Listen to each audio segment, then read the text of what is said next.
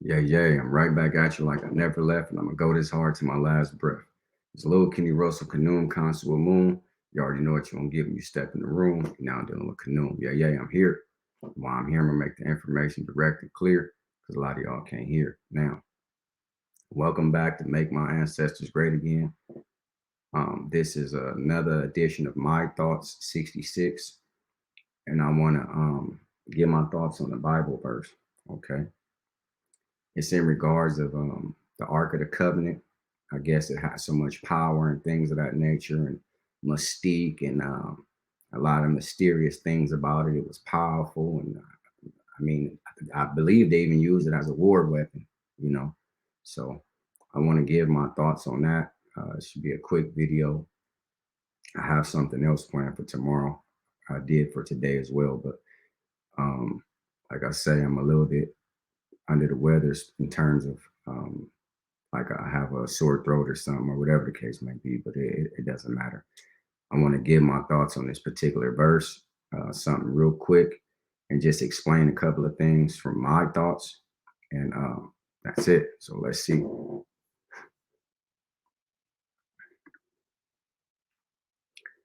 In this 1 Samuel 6:19, I believe. 1 Samuel 6:19. Yeah, that's what it is. 1 Samuel 6:19. So you can read along with it, but I'm gonna play it. The Bethshemite.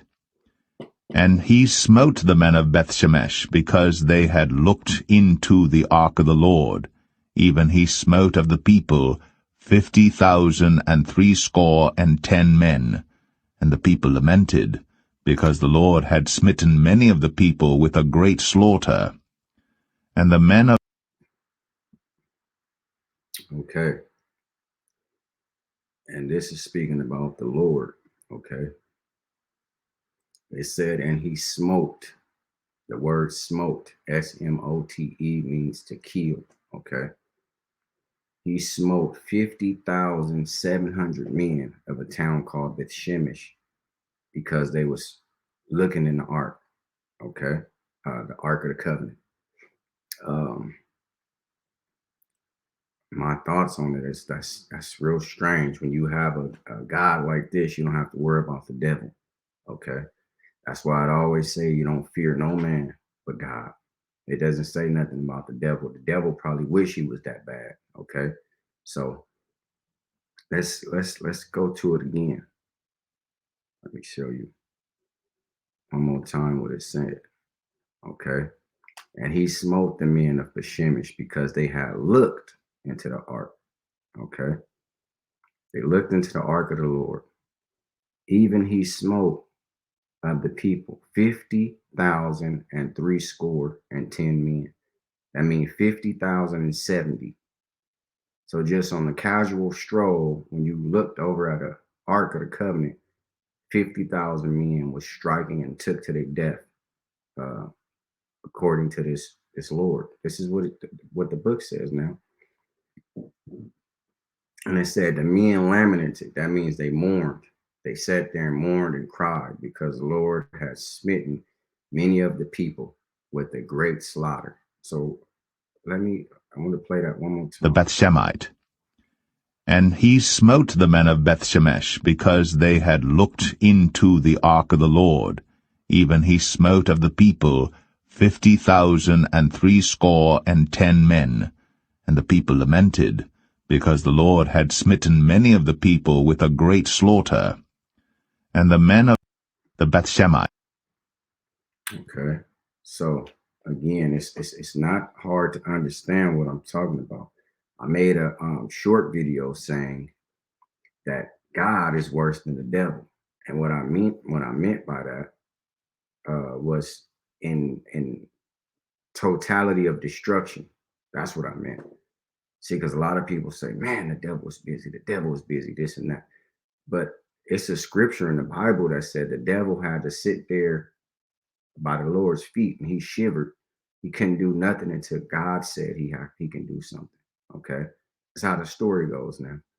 So this was a casual stroll and walk walked through a town called Bethshemesh, and 50,000 men was destroyed and slaughtered and smote and killed and murdered by this God because they looked into an ark. It was curious people that said, hey, what's going on over there? And 50,000 deaths occurred right there because the Lord was so powerful enough to do so. But at times when you want the power to be there, it's non-existence. Okay. This is how the story goes now. So this wasn't to be the bearer of bad news or nothing like that. This is not to try to kick the Bible out of your hand. You can have the Bible, you can have God, you can have any of that. I'm simply explaining to you verses in the Bible that you might have simply not known.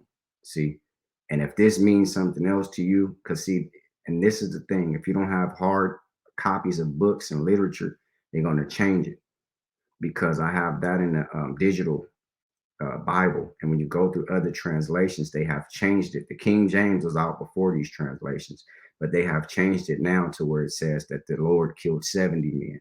That's it. But the King James, in a lot of people's mind, is said to be one of the most original copies that you can have. So if it's 50,000, 70 men, why in today's time they would say, hey, that town didn't have that many men, so he must have meant 70.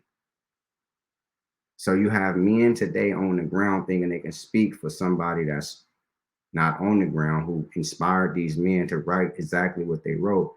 But in today's time, they electronically and digitally changing it to reflect a more supposedly historical basis or analysis of that town.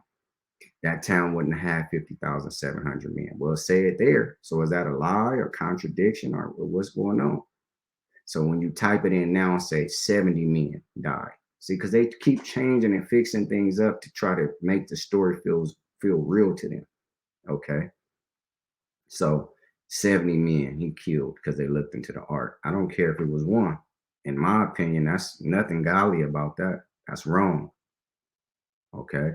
So 70 men electronically has been changed. If you don't have an original Bible, a lot of that stuff is going to be changed to the way they see and feel fit. So that was just something quick in and out. That's my thoughts on it. It's a little Kenny Russell, Kanoom, Consul Moon. You already know what you're going to get when you step in the room. You're now dealing with Kanoom. Yeah, this is what I do. I love to do it. And before I take back what I said, I add some more to it. Like, share, subscribe, comment. And I thank you for watching. Again, this is not to take God away from anybody. This is to restore and give you back what was taken from you at the time religion was given to you. Thank you.